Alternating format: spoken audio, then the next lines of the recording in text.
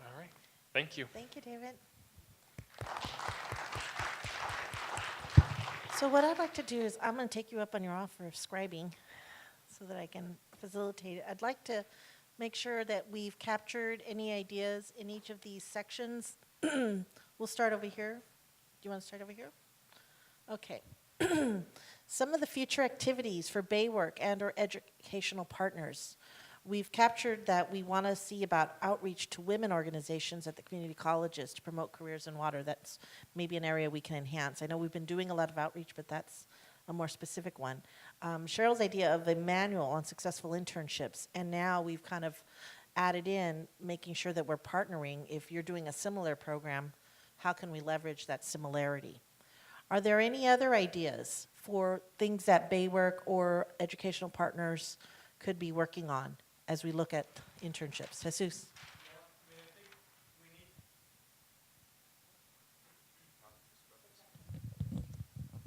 I would like to see, again, whether there's members of Bayworks who are interested in partnering up with us on our program. So I know this was just an introduction, but again, we're getting ready to hopefully launch something come July 1. So if there's employers here who are interested in participating with the Water District on a program like this, let us know right away. Otherwise, we'll go at it alone, at least in the first year.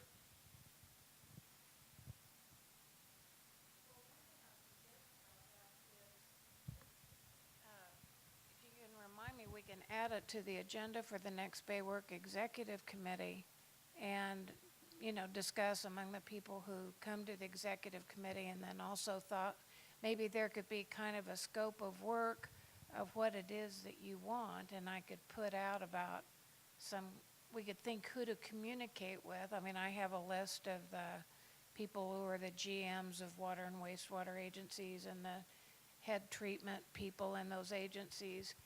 Just because of what we do, we have better mailing lists than most people have. And so that might be a way to outreach. Maybe that might be too broad. Maybe you're thinking of making it more just you and your retail customers. If that's your scope, then you already know all those people, and maybe that wouldn't be of value to you. I'm just trying to think what we could offer.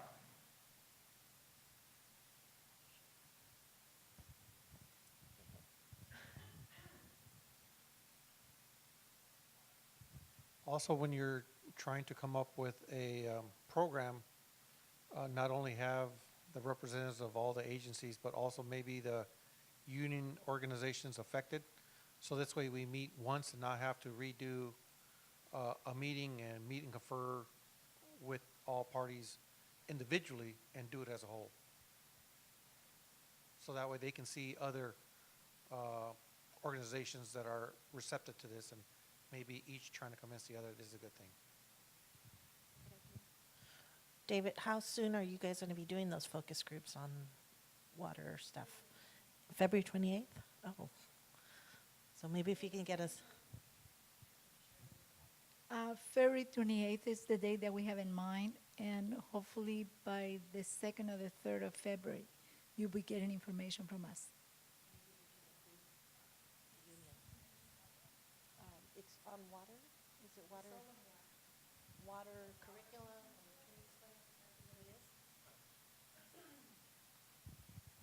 We're going to try to bring the colleges, high schools, and business together to do some focus groups on, primarily on the internship subject and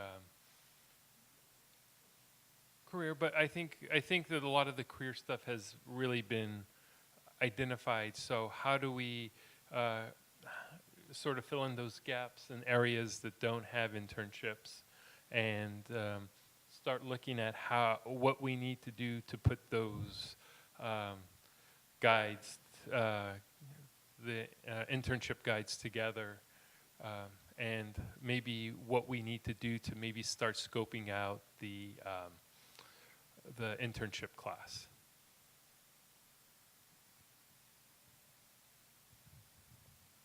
Any other ideas for future things that we need to look at as Baywork or in partnership? Okay.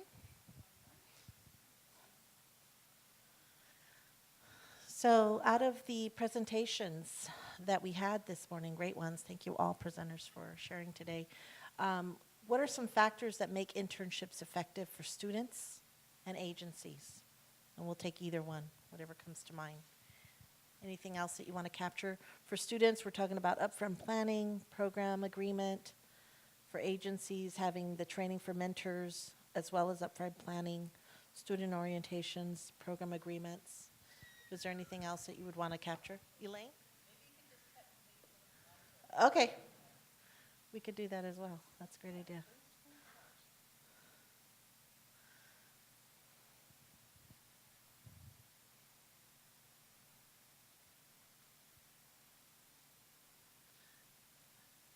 David, did you have something?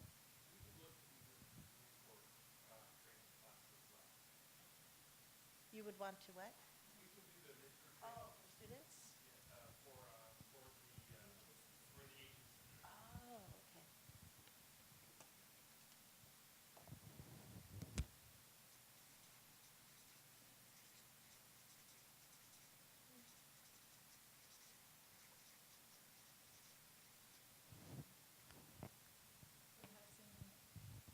Perhaps in the mentoring training we could include generation diversity as a component.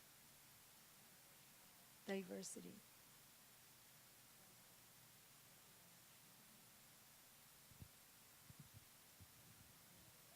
Okay. Anything else? For the potential obstacles, Oh, okay, I so let's think- move on to potential yeah. obstacles. Just hold that a minute, Luis. So I wanted to mention the things that we have right now are the flexibility or lack thereof to transfer or hire interns into the next job, regular temp. That's kind of what Jesus had just mentioned earlier. Organizations need to support or allow the time invested by the supervisors to support and develop internship programs. The number of interns versus the number of placement opportunities, that's similar to the one on top. And there is a gap between industry and community colleges in the South Bay for technical positions, which I think was an idea, one of the comments from our gentleman up in the back. Luis, what else do we add? I think that sometimes there is a lack of willingness to utilize or create trainee positions, and they are very needed to close the gap between the community colleges and the industry. To create or utilize trainee positions. Yeah, this week there was an article in the Wall Street Journal about the fact that in Europe, like, apprenticeship programs are the common method of getting into industry. So 25% of people between the age of, 15 and I think like 24 are enrolled in formal apprenticeship programs in their countries.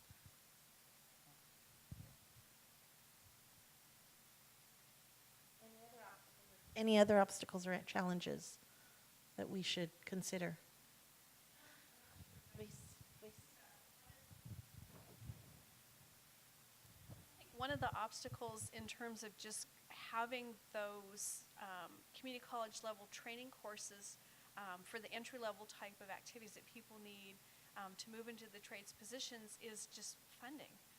Oftentimes those class sizes, at least initially, are not going to be large enough to really to have, so they get enough ADA or however the funding is for the community ed so that they can afford to offer the courses. And so if there's some direction we can go just exploring whether there's some kind of, grant opportunity funding, maybe something through Work to Future, some other kind of funding sources to get more training available in the South Bay, I think that's really a need as well. I think that's a great idea, and I would almost take that idea back to the first one where we talked about opportunities for Bay work and other partnerships. As we're networking here on what our needs are, we have a lot of similar needs. We need instrument techs, we need plant maintenance mechanics, operators. We could be networking and knowing if there's going to be a class to be built, we could all be sending our employees to the same class and fill that class, maybe to that community college or bringing them on site. Right. Yeah, using the training bulletin board, that's right. There is actually the California Career Pathways Trust, which is $250 million. It just came out earlier this week, which might be something, it's supposed to be education institutions are the ones who can apply. So if we wanted to think about coordinating a number or a consortium of community college or education institutions to submit a proposal that has to do with water and wastewater, career technical education, and career opportunities, that's probably within the purview of Baywork, I would think. Did you catch that, Catherine?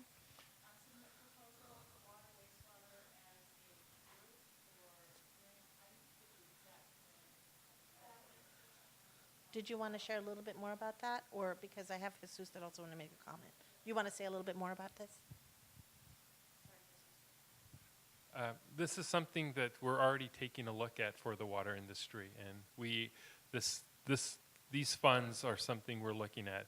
They have grants in the amount of 600,000, 6 million, and 15 million, and so we're looking at probably something in the 6 million for this area in terms of water.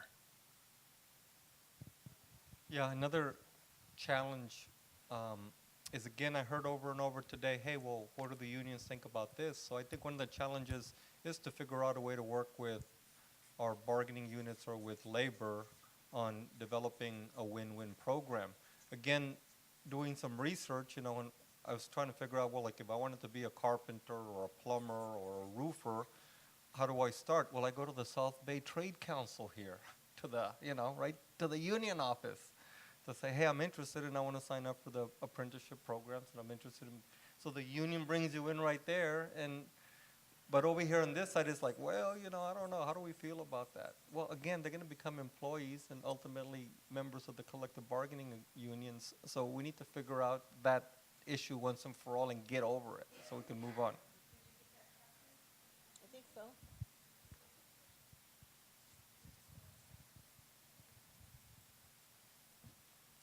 An obstacle I see all the time in the recruitment of technical trades is that the high school students seem to be funneled toward colleges, even though maybe they're not suited for colleges, and I see that in a shortage of skilled workers replacing my journey level. As we know, I have several electricians who have college degrees who found out that was not their niche in life, and they like work with their hands and building something that they can look at and that's meaningful. I don't know. I think just getting more visibility of the trades at a younger age for the high school programs around here, but I know that's a big challenge. We're looking at that particular issue right now, and I think on the 28th of February we want to address that because we have identified there is a lack of understanding from high school faculty to guide the students properly. And, not everybody is fit to be an engineer or a doctor, and those are usually the careers that they're being mentored for. So we're going to be addressing that for career, for technical skills. Any kind of career assessments for their, for their ability or their, how they're wired inside? Like the Strong Campbell, for example, if you score realistic, those are the people that want to work with their hands. Those are the people, that are best suited for the trades.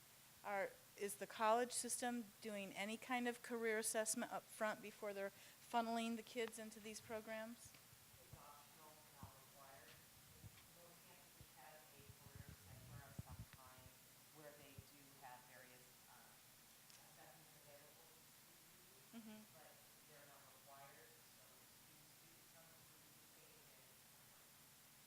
So maybe part of that internship class that you're going to put together might be to include a career assessment component, so kids have some kind of idea what they're suited for, and that will help both the organizations and the students to match that up a little bit better.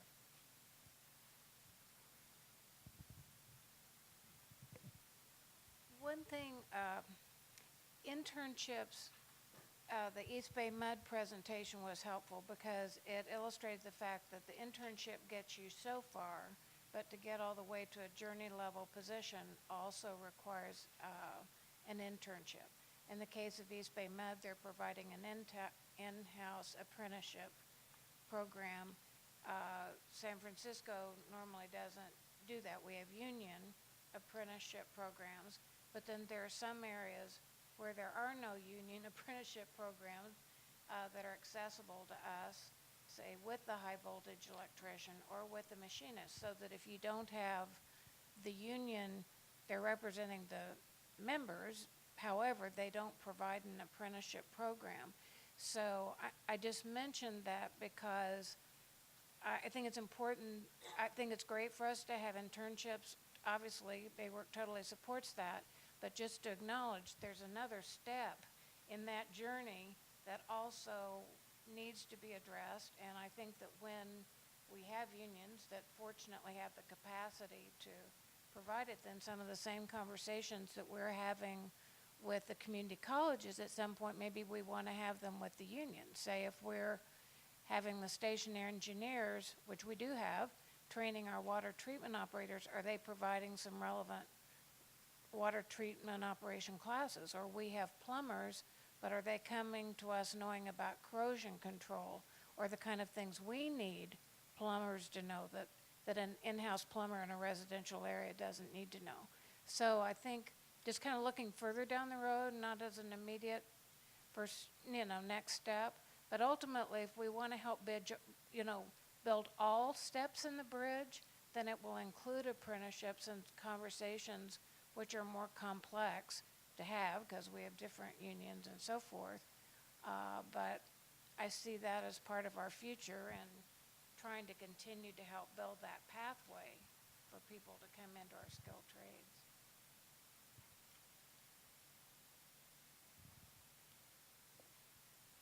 Thank you. Any other ideas that we can capture?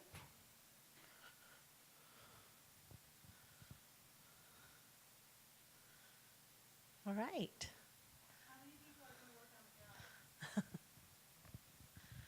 What guides?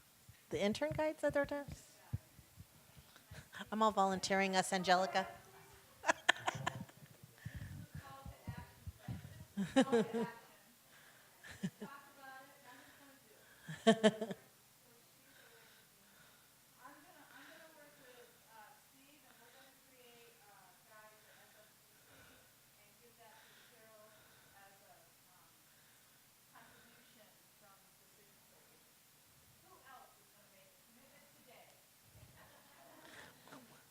You were working on that, remember? We could share ours. All right, thank you, Angelica. I'm like, can we please?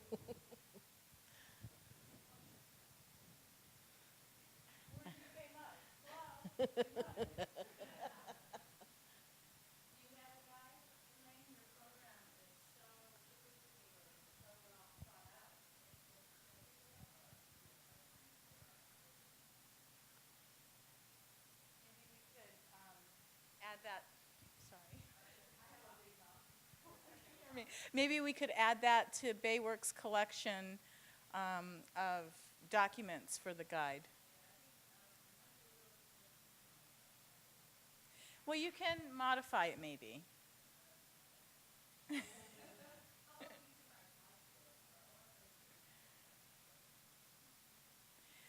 Well, slideshows are good, but if we're going to provide a real guide, they only go so far. But think about that. Anybody else? Going once, going twice. Okay, if you have a change of heart, just call Cheryl Davis. And she'll be happy to talk with you and work with you on it.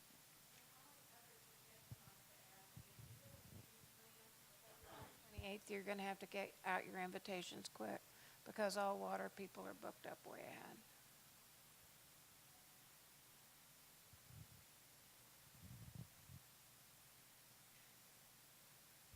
So on behalf of Baywork and all of our participating agencies and Santa Clara Valley Water District. I really want to thank you all for attending. I want to give a special thank you to all our presenters.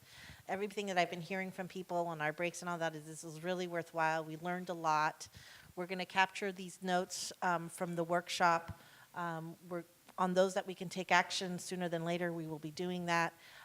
If you're already part of Baywork, you'll be getting that information through your different members of the executive committee. We'll post as much as we can on the website. The video will be posted soon. So let's just keep talking and let's dialogue and keep working together, because I think it's a very valuable tool that it's obviously, as it is in Europe, already a given deal of how we need to do business. So thank you so much for coming. Luis, are there refreshments outside? We were supposed to have afternoon treats, so please take some treats as you walk out. Again, network, and I really thank everybody for attending. The brownies are fresh baked, so they're nice and warm.